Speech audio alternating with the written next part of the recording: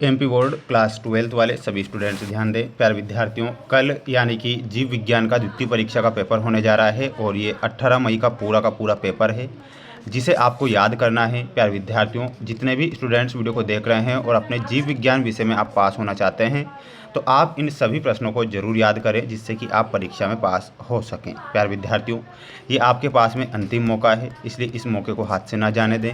और एक और बात मैं बता देता हूँ प्यारे विद्यार्थियों, रिजल्ट से रिलेटेड जानकारी आपके लिए मैं लाता रहूँगा, तो रिज़ल्ट के बारे में टेंशन मत करना। जैसे ही रिज़ल्ट आएगा तो आपको जानकारी दे दी जाएगी। तो इसलिए आप जो बच्चे हमारे साथ आज नए जुड़े हैं तो आप सभी प्यारे भैया बहन चैनल को सब्सक्राइब जरूर करके रखें।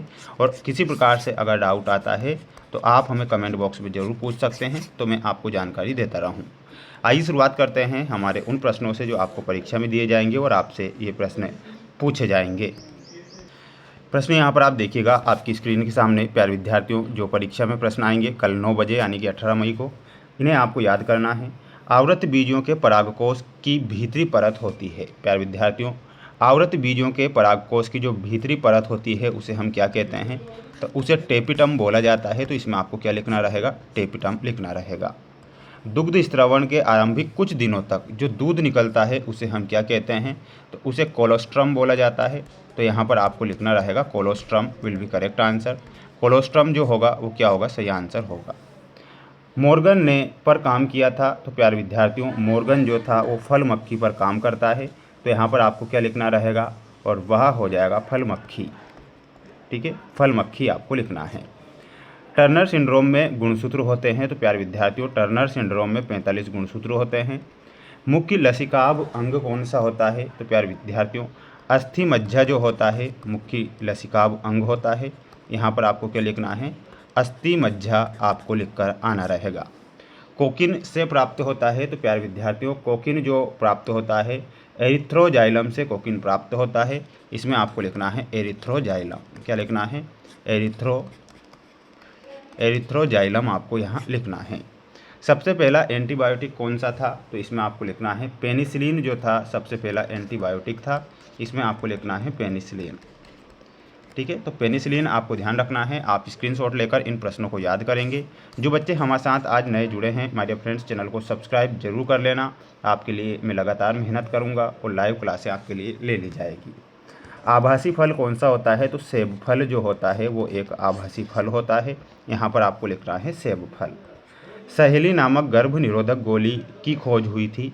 तो इसकी जो खोज होती है लखनऊ में सहेली नामक गर्भ निरोधक गोली की खोज होती है, ये आप यहाँ पर ध्यान रखेंगे। प्रक्रिया जिसमें अमीनो अम्ल के बहुलकन से पॉलीपेप्टाइड का निर्माण होता है, तो इसमें आपको लिखना रहेगा रूपांतरण से।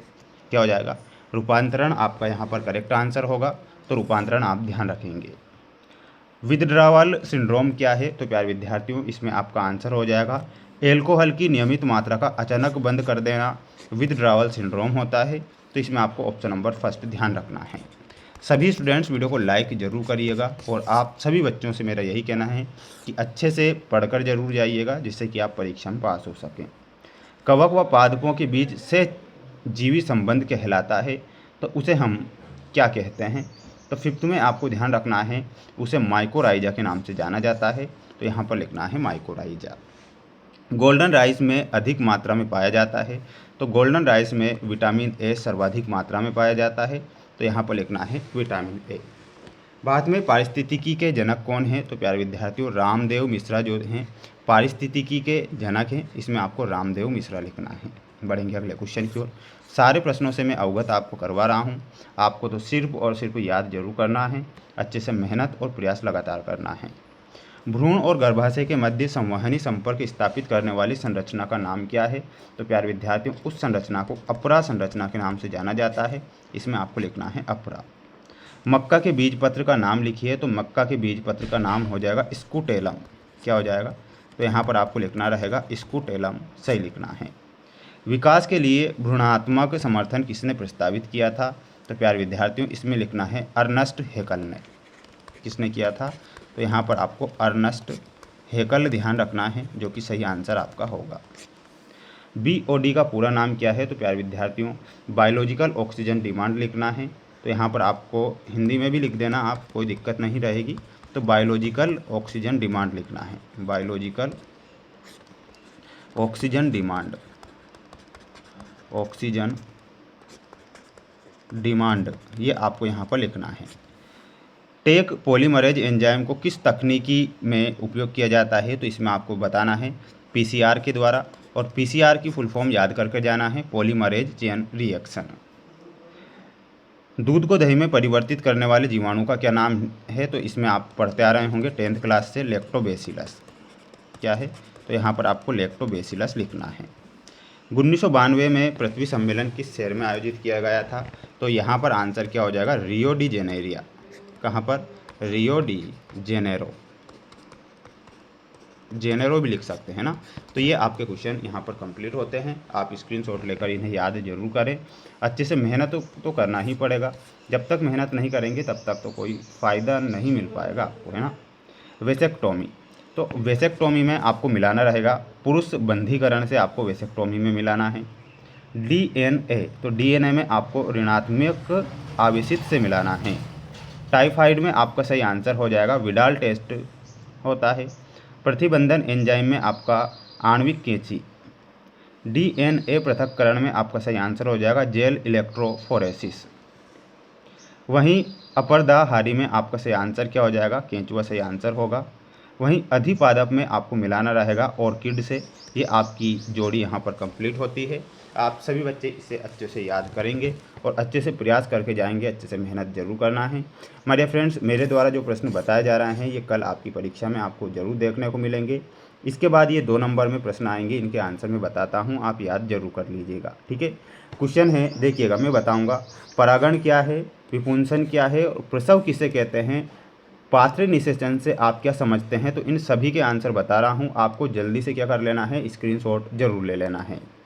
देखिएगा प्यारे विद्यार्थियों, आंसर आ चुके हैं। मैंने क्या कहा था, परागण क्या है, तो लिखना है परागण वह प्रक्रिया है जिसमें परागकण के पुष्प परागकोश से निकलकर उसी पुष्प या दूसरे पुष्प के वर्तिकाग्र तक पहुंचते हैं। यह निषेचन के लिए आवश्यक पहला कदम है जिसे हम परागण कहते हैं। तो ये पहले का आंसर हो गया, आप इसका एक स्क्रीनशॉट ले लीजिए। दूसरा क्वेश्चन देखिएगा, विपुंसन क्या है, तो विपुंसन का आंसर होता है कृत्रिम संकरण के दौरान एक द्विलिंगी पुष्प की कली से परागकोश के फटने से पहले ही चिमटी की मदद से परागकोश को हटा देना विपुंसन कहलाता है। या स्वपरागण को रोकने के लिए किया जाता है। किसे रोकने के लिए, स्वपरागण को रोकने के लिए विपुंसन किया जाता है। यह आपको लिखना है, इसका आप एक स्क्रीनशॉट ले लीजिए। अब छठवां प्रश्न क्या आया था, आप देखिएगा, प्रसव किसे कहते हैं, तो प्रसव में लिखना है गर्भावस्था के अंत में गर्भाशय के जोरदार संकुचन के कारण शिशु के जन्म की प्रक्रिया को प्रसव कहा जाता है। यह एक जटिल तंत्रिका अंतःस्त्रावी प्रक्रिया होती है जिसे हम क्या कहते हैं, प्रसव कहते हैं, ठीक है।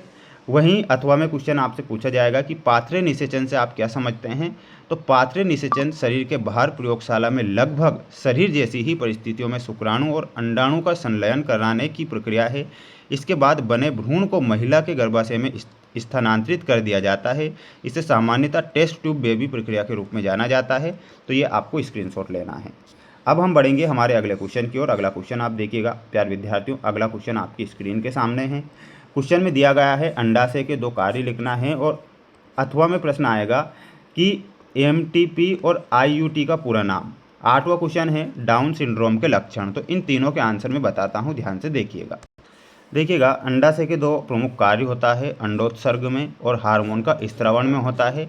तो आपको ज़्यादा कुछ नहीं लिखना है। 2 नंबर में पूछा गया है तो अंडोत्सर्ग लिखना है और हार्मोन का स्त्रावण लिखना है। 2 कार्य आपसे पूछा गया है तो 2 कार्य आपको इस प्रकार लिखना है। इसके बाद देखिएगा प्यारे विद्यार्थियों, अथवा में मैं आपको क्वेश्चन बता देता हूँ। क्वेश्चन था एमटीपी और आईयूटी का पूरा नाम क्या है, तो एमटीपी का पूरा नाम है मेडिकल टर्मिनेशन ऑफ प्रेगनेंसी। तो इसमें एमटीपी बताना है। और आईयूटी का पूरा नाम क्या होता है, तो इसमें आपको लिखना है इंट्राक्राइन ट्रांसफ़र, ठीक है। तो ये आपको लिखना रहेगा, आप सभी स्क्रीनशॉट जरूर लें। बढ़ेंगे अगले क्वेश्चन की ओर। 8वां क्वेश्चन देख लीजिए, 8वां क्वेश्चन और इसके बाद जो क्वेश्चन है 9वें क्वेश्चन के आंसर में बता देता हूँ। सभी बच्चे वीडियो को लाइक जरूर करें और चैनल पर नए हैं तो चैनल को सभी छात्रों को सब्सक्राइब करना है। 8वें क्वेश्चन का आंसर आ चुका है। देखिएगा, डाउन सिंड्रोम के लक्षण हमें बताने थे। तो डाउन सिंड्रोम के जो लक्षण होते हैं इसमें आपको क्या लिखना है, डाउन सिंड्रोम एक आनुवांशिक विकार है। जो क्रोमोसोम 21 की एक अतिरिक्त प्रति के कारण होता है। इसके मुख्य लक्षण इस प्रकार है। तो इसके मुख्य लक्षण है वो आप देख लीजिए, इसके स्क्रीनशॉट ले लेना है। तो लिखना है आपको शारीरिक लक्षण, छोटा कद, गर्दन का छोटा होना, चपटा चेहरा, हथेली में हथेली चौड़ी होती है जिस पर एक गहरी सीधी रेखा होती है, आँखों में आँखों की पुतलियाँ ऊपर की ओर झुकी हुई होती है डाउन सिंड्रोम में। ठीक है, ध्यान रखना है आपको। जीभ और मुंह से क्या होता है, जीभ अक्सर बाहर निकली रहती है और मुंह आंशिक रूप से खुला रहता है। मानसिक विकास में आपको लिख लेना है, स्क्रीनशॉट ले लो इसका। ये अथवा वर्णांधता क्या है प्रश्न आएगा, तो वर्णांधता का आप एक स्क्रीनशॉट ले लीजिए। और इसके बाद में सिकल सेल एनीमिया का स्क्रीनशॉट ले लेना है सभी स्टूडेंट्स को। ठीक है, ये हो जाएगा। इसके बाद में अनुकूली विकिरण अथवा में प्रश्न पूछा गया था आपसे कि उदाहरण देकर समझाना है, तो इतना आपको स्क्रीनशॉट ले लेना है। अब हम बढ़ेंगे हमारे अगले क्वेश्चन की ओर। प्यारे विद्यार्थियों, सभी प्रश्नों के आंसर मैं इसलिए बता रहा हूँ ताकि आप इन्हें पढ़ लें, समय है आपके पास तो इसलिए आपको पढ़ना ज़रूर है। देखिएगा, इनके आंसर बता देता हूँ। देखिएगा, क्वेश्चन था 2 शामक औषधियों के नाम लिखना था, तो इसमें आपको लिखना था डाइजेपाम और एक का नाम लिखना था आपको जोल्पीडेम। ठीक है, तो ये शामक औषधि के नाम है, स्क्रीनशॉट ले लेना है। और इसके बाद में अगला क्वेश्चन था कि प्रतिरक्षा अथवा में प्रश्न आया था कि प्रतिरक्षा क्या है, इसके प्रकारों के नाम। तो इसमें आपको इतना स्क्रीनशॉट लेना है, इनके प्रकार जो होते हैं वो कौन कौन से होते हैं, सह प्रतिरक्षा और अर्जित प्रतिरक्षा, ये लिखना था। इसके बाद इतना आपको स्क्रीनशॉट ले लेना है सभी बच्चों को। और प्यारे विद्यार्थियों, ये क्वेश्चन की स्क्रीनशॉट ले लो और आप इनके आंसर जो है वो AI से निकाल सकते हैं, आर्टिफिशियल इंटेलिजेंस से। तो आप इसका एक स्क्रीनशॉट ले लीजिए ना। सभी स्टूडेंट्स को मेरे द्वारा जो मोस्ट इंपॉर्टेंट क्वेश्चन बताया जा रहा है ये बिल्कुल आपकी परीक्षा में आपको देखने को मिलेंगे। तो ये 19 क्वेश्चन आपकी परीक्षा में आएंगे और ये सारे के सारे मोस्ट इंपॉर्टेंट है। अगला जो सेट पेपर रहेगा वो नेक्स्ट वीडियो में बता दिया जाएगा, तो चैनल को जरूर सब्सक्राइब करें। जय हिंद।